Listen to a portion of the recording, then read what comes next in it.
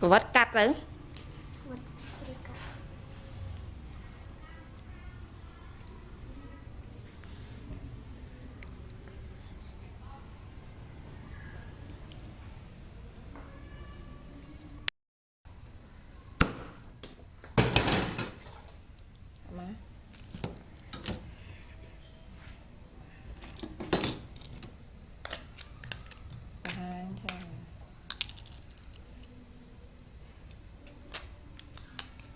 sao tiền đôi chân nhé đôi chân hai dạ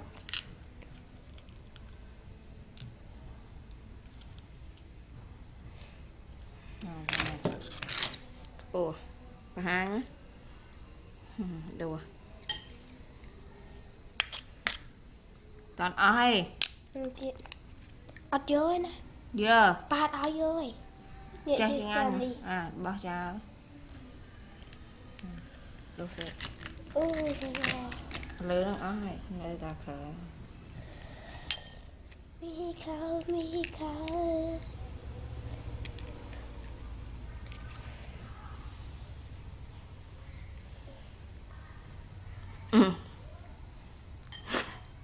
à mơ thế rồi xanh mía mà bên này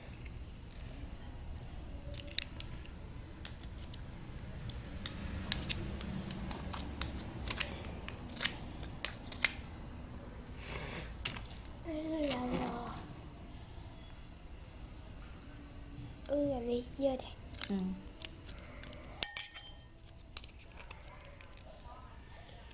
ví giờ mình phải ra gì chơi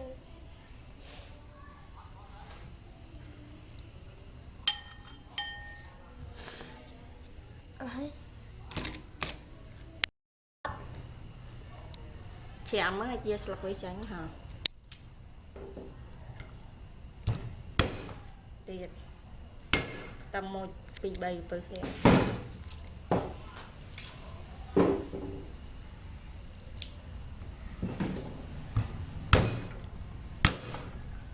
chém mới tầm sao giờ đã trẻ mình anh ấy đã nè đã kiến không chém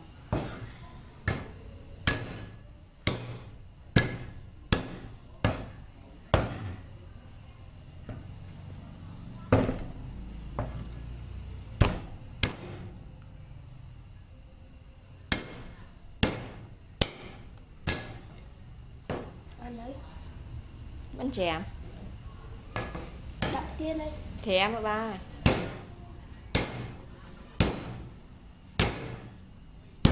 anh chém mẹ này đam mê à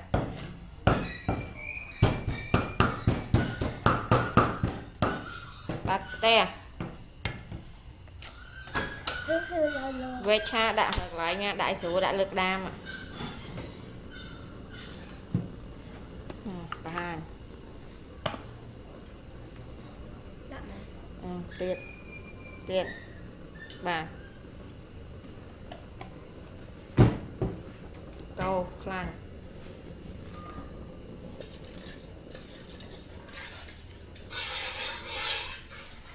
tầm rồi về đùa tầm á dạ đạm à nhá chá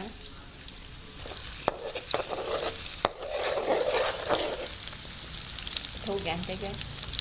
thu gạn cái tịch đàn đã bị cháy score nổi luôn just máu tránh hơn hơi lược mà vào hai camera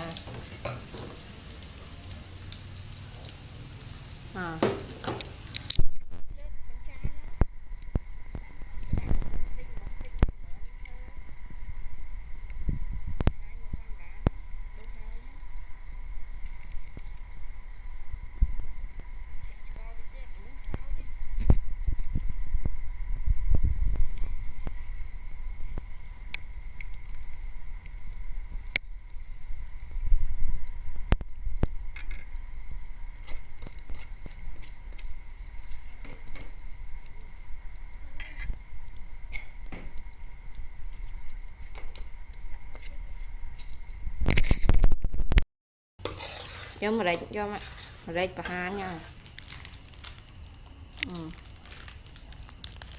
Có gì? Chả mà mở mà xì cả. Bàn câu đàm đàm và há cầm đá lược tăng tha. Lược mà này tịt phật lược cái đao mà phật nữa họ đậm đau môi mà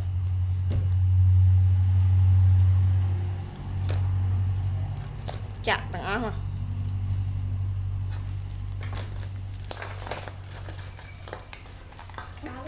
câu ba câu đây mình hiến cắn té đây mình hiến đang hả sầm đanh rồi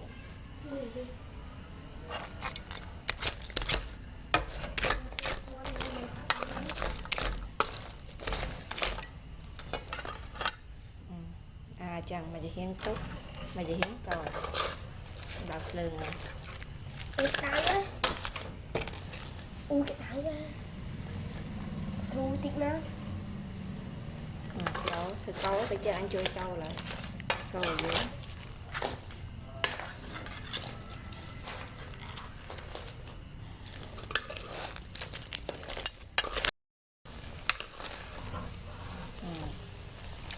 chua này cái đó giờ ta khoan cái đam nhầm chạm tư lại nó quên hàng chạm câu thì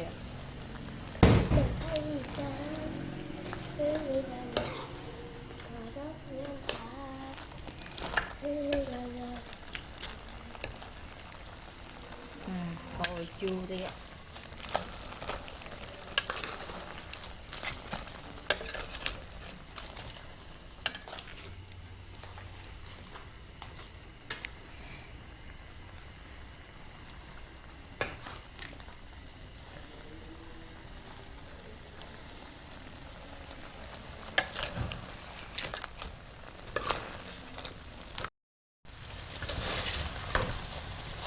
lộn đây ạ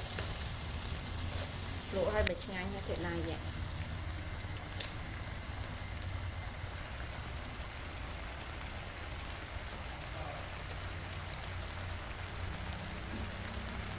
ốc lá mấy nhắm không nào bật kè và hai chai đồ đừng đông tình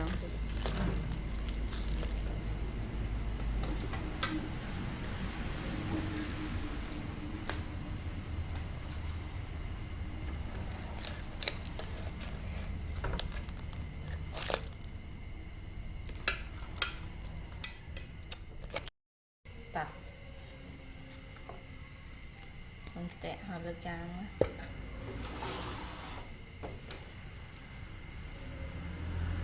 thơm một ngơi thì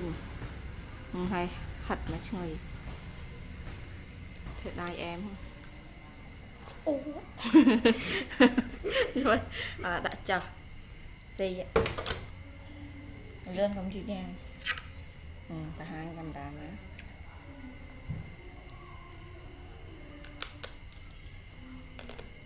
thật đai ha xì chết thật chăm tới chuyện tì vậy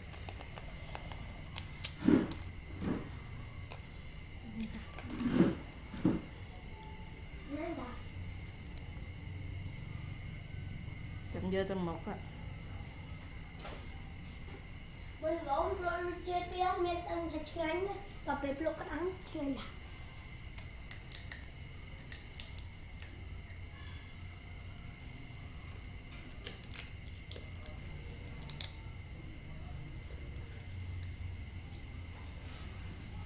bây giờ họ tay kia mở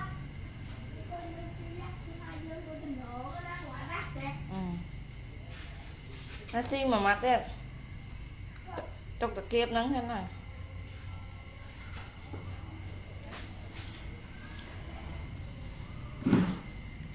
chặt mà môi mà giờ môi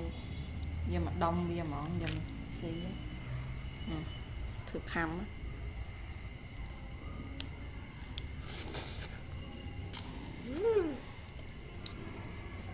Này nhà bạn xì không?